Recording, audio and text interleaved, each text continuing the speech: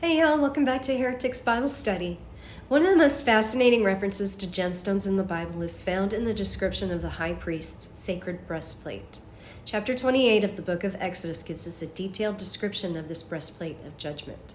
It had 12 gemstones arranged in 4 rows of 3, each one named in ancient Hebrew and each one inscribed with the name of a tribe of Israel. The true identity of the stones, the tribe inscribed upon them, and their order on the breastplate are uncertain. Across translations and scholarly traditions, dozens of different gemstone identifications have been proposed. Back then, people didn't classify gemstones the way we do today, with chemistry or crystalline structure. Ancient gem identification was based on color, hardness, usage, and geography. Over time, the original Hebrew names of some stones were lost. By the time the Old Testament was adapted into Greek, the translators weren't sure what some of the stones were.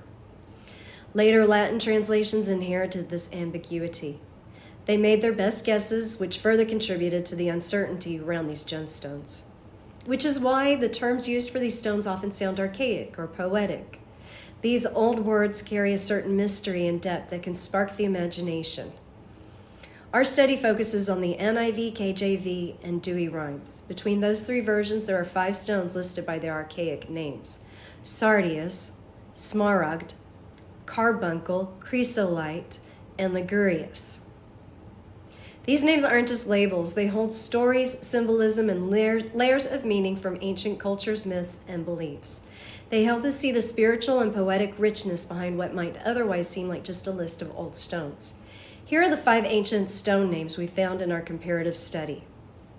Sardius, a deep red gemstone, possibly carnelian, possibly named for the ancient city of Sardis in Lydia. It conjures images of lost grandeur and ancient wealth. Smaragd, an old word for emerald drawn from Latin and Greek roots, brings to mind rich green hues and rare beauty.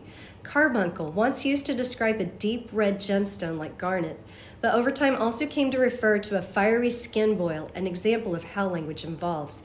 Chrysolite, from the Greek for golden stone. Chrysolite likely refers to what we now call peridot. In ancient times, it symbolized light, purity, and divine revelation.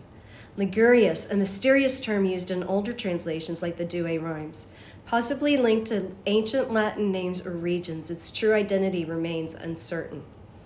This breastplate wasn't just decorative, it represented both judgment and remembrance and played a key role as a tool for divine decision-making in the spiritual duties of the high priest. When he entered the Holy of Holies, the most sacred part of the temple, he wore this breastplate as a powerful reminder of God's covenant with his people. In the end, the high priest's breastplate is more than an ancient artifact. Reflecting on this part of Scripture can add a whole dimension to our understanding of biblical history.